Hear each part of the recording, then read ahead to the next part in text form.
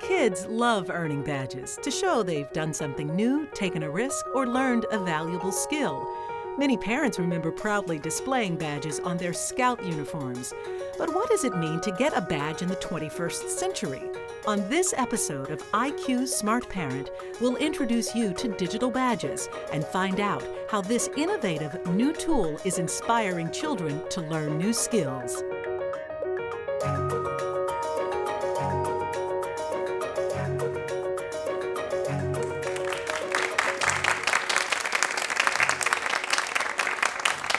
Hello, I'm Darieth Chisholm, and welcome to IQ Smart Parent. Does your child go straight to the screen after school or even on the weekends? Do you wish they could spend this time learning a new hobby or even trying out a future career?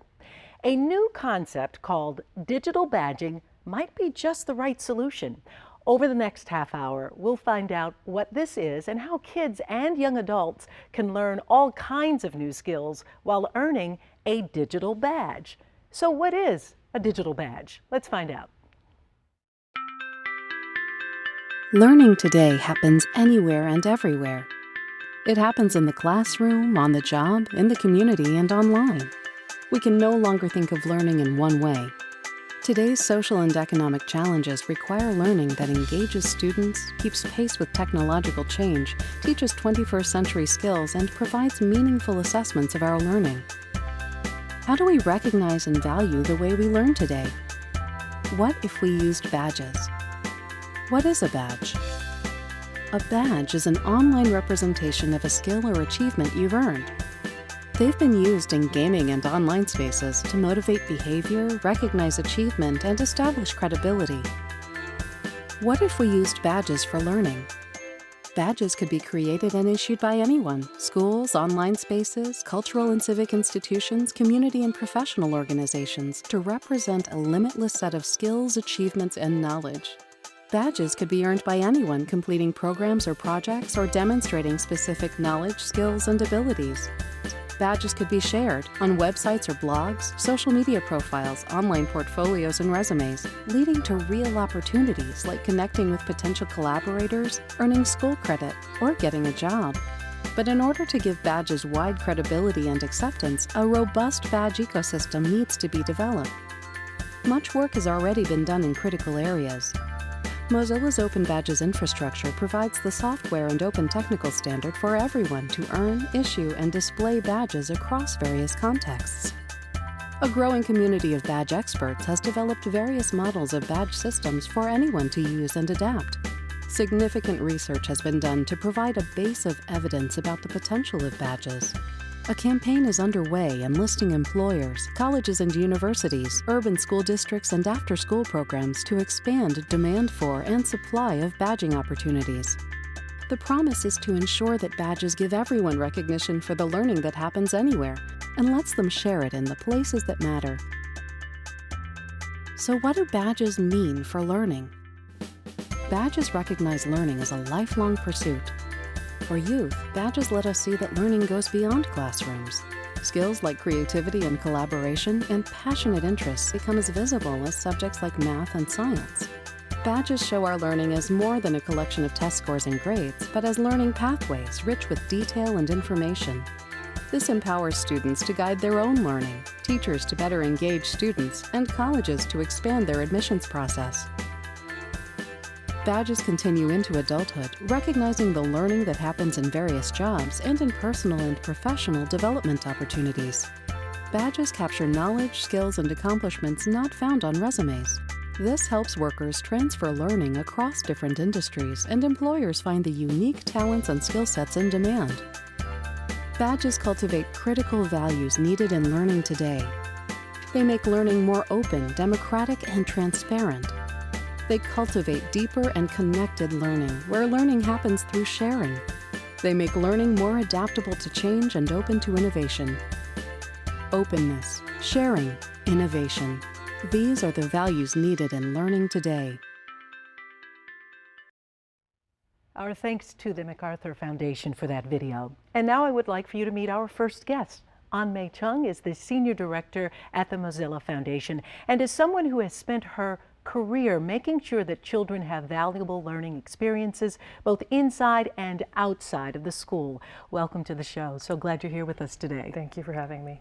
Now, of course, Mozilla is certainly referred to and commonly known, associated with a web browser, but there's this great foundation side that you spearhead and have been involved with. Tell us about the work you're doing with the foundation. Right.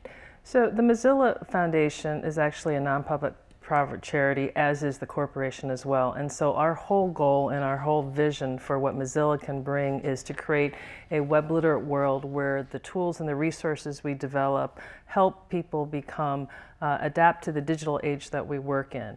And our investments are building those tools with community members all over the world that allow them to use digital literacy and media in a way that brings us to a whole different level. So I think that's one of the most important pieces of what Mozilla does. And the digital badges is one of the tools that we have been prototyping and working on. It is fascinating, and to see that children have the opportunity to learn and expand on learning this way is certainly quite interesting.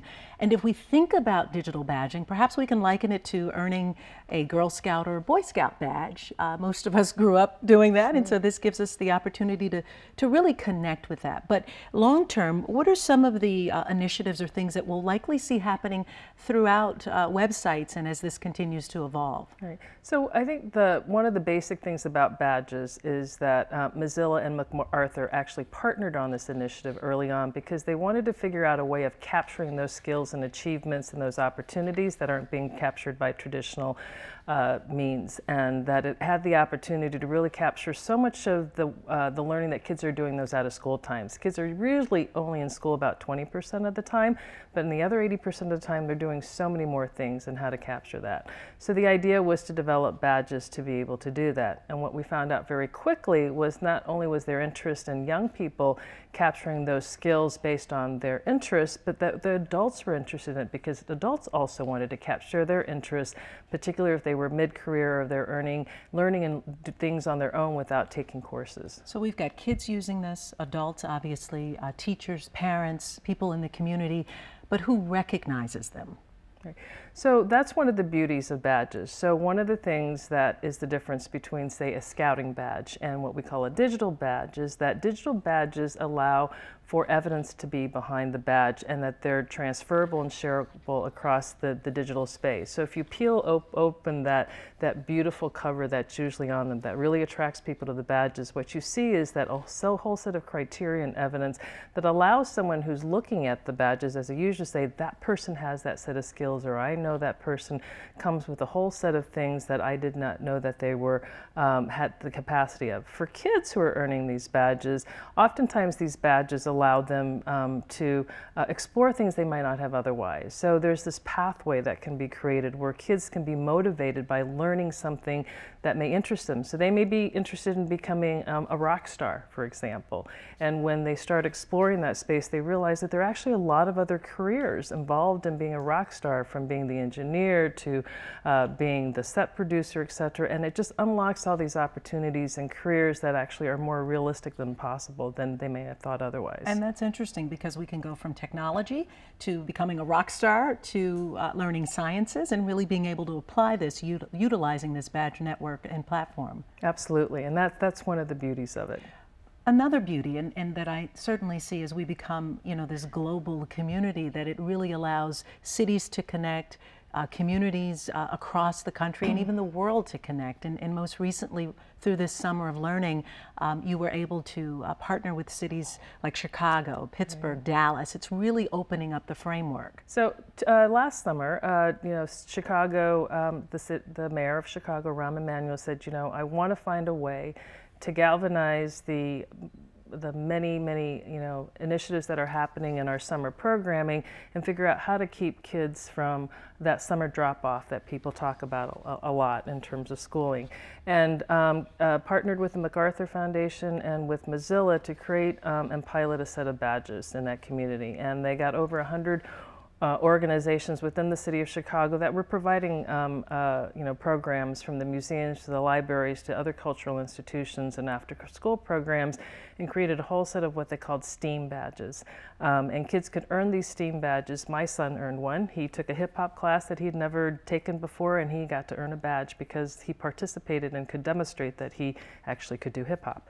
And it was the beginning of a very powerful way of getting kids in Chicago to participate in these activities, earn badges, and allow them to see that there were other potential opportunities beyond that too as well. They could get accepted as credit, they possibly could use them to get into colleges too as well. But I think one of the benefits of it too was it allowed kids who were in certain parts of Chicago, especially kids who may not have moved out of the area, to explore opportunities in other parts of the city too as well. And so that was another aspect of the City of Chicago badges, which now have gone from Summer of Learning to City of Learning and has transferred to other cities too as well. Really great information on me. Thank you so much. We are going to ask you to stay around as we find out how digital badging took off in one of the major pilot cities. That's coming up next on IQ Smart Parent.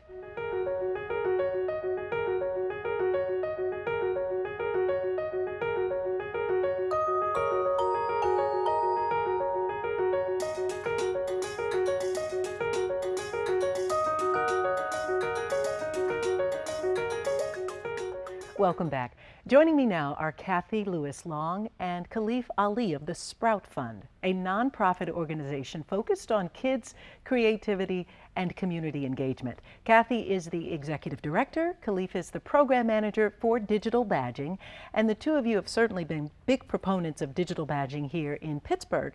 So tell us how the Sprout Fund got involved with digital badging. So the Sprout Fund as a nonprofit is focused on supporting innovative ideas that are having a positive impact in the community. And a big focus of our work is learning innovation. So we thought about taking the tools, the technology, and the social innovation to really put it to work for how youth are learning today in the digital age. So when we think about the challenges for learning, there's so much learning that's happening outside of school, that's happening within the community, that might not be captured in a grade. So while even if you're a young person that is on a great path with great grades, what if you're studying in the library? What if you are taking a robotics course in an out-of-school program? How can we capture that learning? So our involvement with digital badges was to support the efforts of all of the learning experiences that are happening in Pittsburgh and be able to capture those with badges. Khalif, give us some idea of some of the badges that are currently being earned here in Pittsburgh. Sure. So first of all, let me just say I had an honor of working with 19 phenomenal organizations for our summer badging pilot. Organizations like Assemble, the Hill District Consensus Group, Tech Shop, just to name a few. But we asked each of those organizations to build 3 types of badges. A knowledge badge, which is really about the information that you obtain as a result of your participation in an organization. A skill badge, which is about the enhanced capacity to do something. And a disposition badge, which is about a shift in habits of mind and behavior as a result of your participation in the program. And what these 3 badge types do is ensure that learning takes place in any space. So each of those organizations had the opportunity to offer those 3 to each of the children that were a part of it? Yes. Okay, great. And what was the response from the kids? It was great, and really it's a tribute to the introduction of digital badges by the organizations. Organizations had, they created 1-page fact sheets that listed the badges and the criteria that was needed to earn those badges. And so you had students who would use it as a checklist. They would check off the task that they had to perform, and then they would go to the program manager and say, hey, I have done these. I want either my badge or I want to move to the next level to earn another badge. Were there some that were much more interesting than others, or those that maybe kids found that they naturally gravitated to? I think one that's interesting is when organizations actually create badges based on observation of their participants. There was a badge called Putting Yourself Out There, which is a tribute to soft skills. And it was a group of students, a group of participants who were faced with a barrier that they had to overcome because of some broken machinery. But they showed poise, they showed confidence, and they showed a willingness to collaborate in order to accomplish the task. So putting yourself out there was one of my favorite badges. I like the name of that. That's interesting. Yeah. Anmei, it's certainly with the badges that are being earned in the Chicago area, what are the responses of some of the kids there and maybe some of the things that they're gravitating to? Well, I think the responses of the kids were overwhelmingly positive because they saw that as part of a pathway and that there was value in earning badges that would lead them to credit or to potentially getting into colleges as well. But I think one of the benefits of badges, and from a national level, and Mozilla certainly is focused on that on a global level, is that we are content agnostic in terms of the badges, but except for web literacy. So our big push is developing web literacy badges, but I think one of the most robust badges that I've seen has been put out by the Smithsonian Institute. So the Smithsonian Institute has what they called quests, and they have developed quests for various topic areas, anywhere from culture to marine biology to art. And their research environmental science division actually created an environmental badge. And what was very powerful about it is that they had their experts come in from various places and hold online courses for teachers and their students where they could learn things about what was happening in their water system. So the invasions of species and what happens if it, and the impact on what's happening locally. So imagine what happened in Lake Erie would not be much of an issue if there were more young people who were actually testing the waters, which is what a lot of the kids went out and did. They actually had to provide evidence that they tested the water, and then they were able to move up in terms of the quest. So there might be 2 or 3 levels of the quest before the Smithsonian Institute will offer, a badge for that are then validated by Teachers of the Year, which is incredibly powerful because the kids are interested in getting the badges and claiming them if they know it's going to be valued and seen by someone else. This is fascinating because when you think about it, we truly are opening up the classroom, but we're really exposing kids to the opportunity to want to go after it, to learn, to be able to proudly display these badges. I would think from the standpoint of a family or having the opportunity as a parent to get involved with your children earning badges, that has to be exciting as well. And I know that Kathy, with your son, having the opportunity to talk more with him about earning badges. What's been the response in your household? Well, so badges are so motivational. So when I think about Matthew's interests and I think about what excites him, you can start with one learning experience. Maybe it's a game online, or Minecraft is something that he's really excited about. And then you can continue that and level up. So I think the motivational factor, and he is 9, he likes the sort of gratification or the reward aspect of it, but I think as parents we don't see it, and as educators and practitioners we don't see it as a reward. But I do think there's a little bit of that gamification aspect of earning badges that is still motivational. So for us, it's been a great exploration between different learning institutions, getting involved in maker spaces and museum exhibits and online activities, and the badge can really begin to curate that pathway of interest. So, he's really early in his journey, as are we in the community, but I think that it captures that imagination, it's that spark, and as a parent, you love to see that curiosity and you love to think, where can we go with this? And a badge really offers that opportunity to begin to think about what's next in that learning journey and to make it personal. And to be able to display these as well. I mean, this is not just the old-fashioned badge that we had for Girl Scout or Boy Scout, and you could only share it when you had it on. This gives you the opportunity to display it to the world and let people see your profile, on the internet. And so as a parent, that's incredibly important. It's something that we need to think about, because when our young learners are ready to go to college, are ready to go into the workforce, the classic CV or resume is not how young people are or will be representing themselves. So it's very important to understand, what is the sort of transparency and the openness of a badge, the importance of artifacts and evidence of that learning.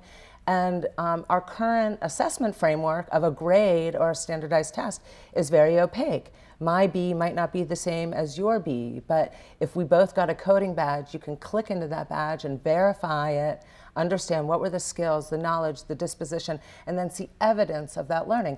That is a really powerful way to express skills and to really match those skills both with higher education and ultimately into the workforce. And does it give the person who's looking at that the opportunity to explore more so they can say, yes, I understand the time and the energy that went into earning this badge? Absolutely, absolutely. And so it gives a broader picture of, and they're also personal. I can choose in my backpack which badges to show. So if I'm applying for one job versus another job, I might represent or curate or stack my badges in a very particular way. So, you know, whether it's a soft skill badge or a hard skill badge, it allows me to create the narrative, the picture of who I am and how I want to represent myself, as opposed to our current assessment system, which is just your transcript or your test results, which a lot of kids don't do.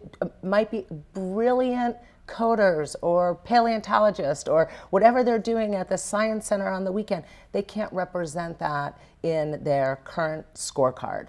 And so it's really just a new framework for that. And it really does open up this opportunity for global expansion and social connection. And so as we talk about social connection, I'd love to turn to some questions that we've received from parents over social media. We'd like, of course, to include them in this conversation. So here's our first question. Shouldn't we encourage kids to learn just for fun and the satisfaction of learning? Is it really necessary to give them some reward or a prize? Right, so we don't necessarily look at badges as rewards. They're really symbols that indicate hard work that was accomplished doing something that they enjoy.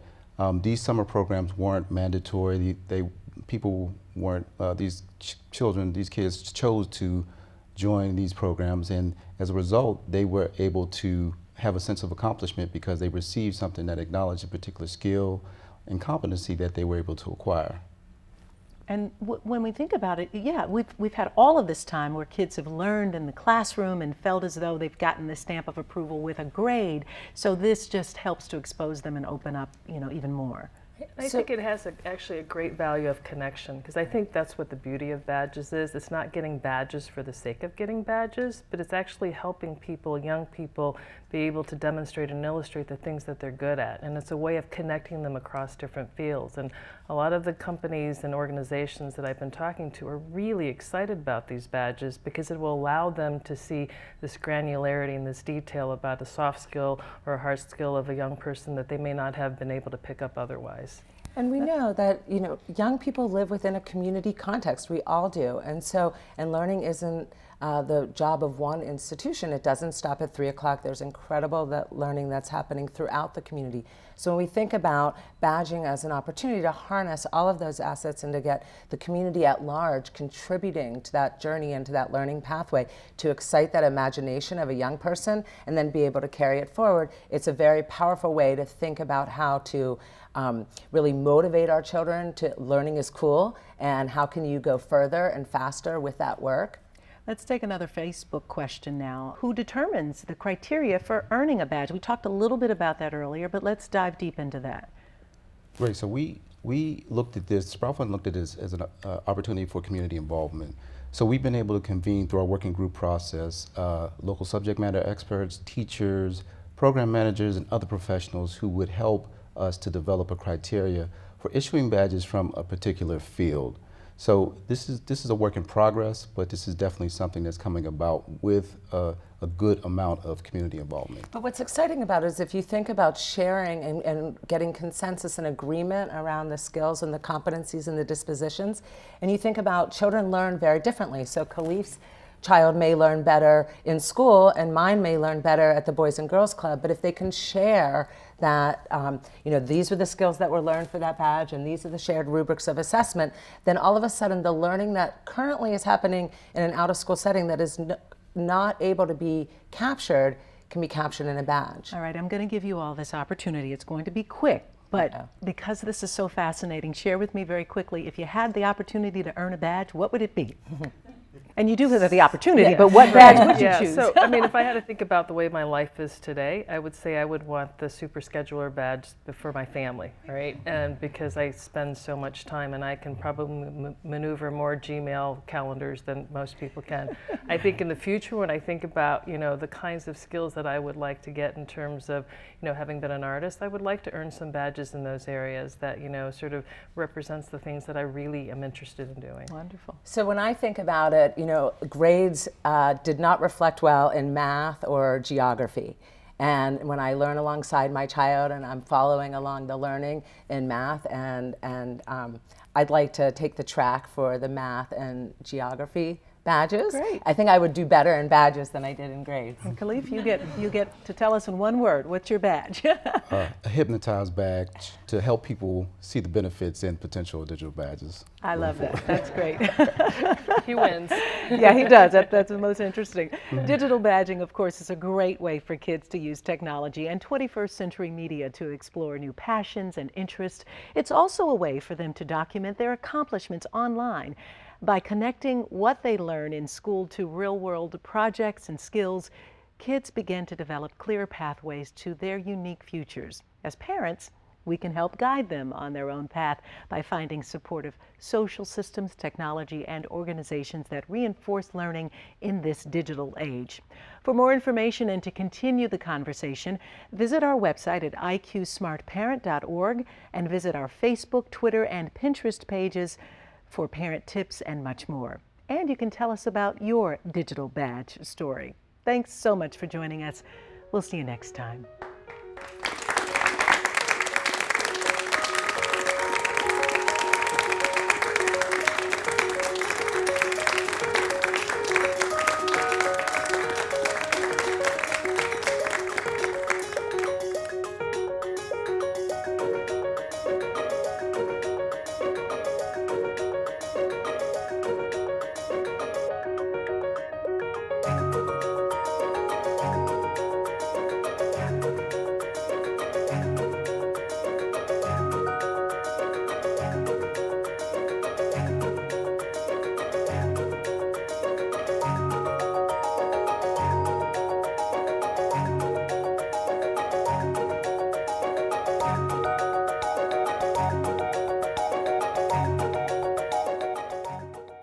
IQ Smart Parent is made possible in part by Shadyside Academy and with generous support from the McCune Foundation and the Grable Foundation.